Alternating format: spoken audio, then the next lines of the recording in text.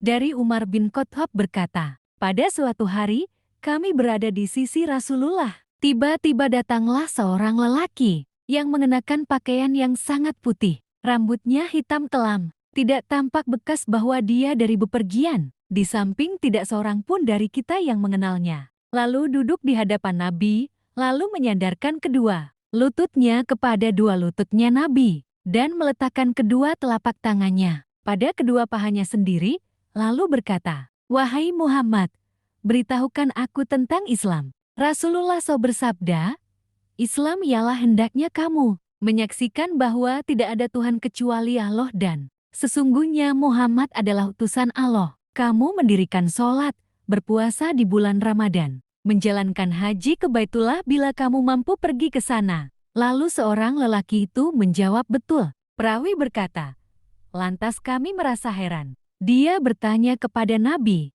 Lalu dia yang mengatakan betul terhadap jawaban Nabi. Lalu dia bertanya lagi, beritahukanlah aku tentang iman. Nabi menjawab iman ialah hendaklah kamu beriman kepada Allah, malaikatnya, kitab-kitabnya utusan-utusannya, hari kemudian, kamu beriman kepada takdir yang baik dan yang buruk dari Allah. Lelaki itu berkata, betul apa yang kamu katakan?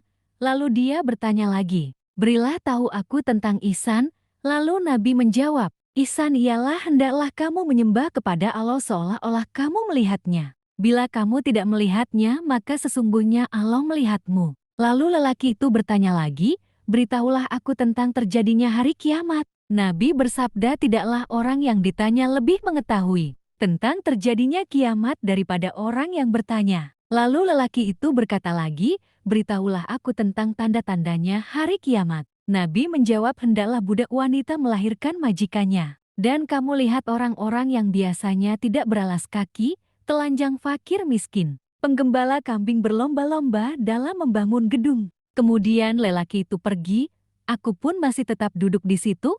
Kemudian Nabi bersabda, wahai Umar, apakah kamu mengetahui siapakah orang yang bertanya tadi? Aku Umar berkata, Allah dan Rasulnya lebih mengetahui. Lalu Nabi bersabda, sesungguhnya lelaki tadi adalah Jibril, yang datang padamu untuk mengajarimu tentang agama.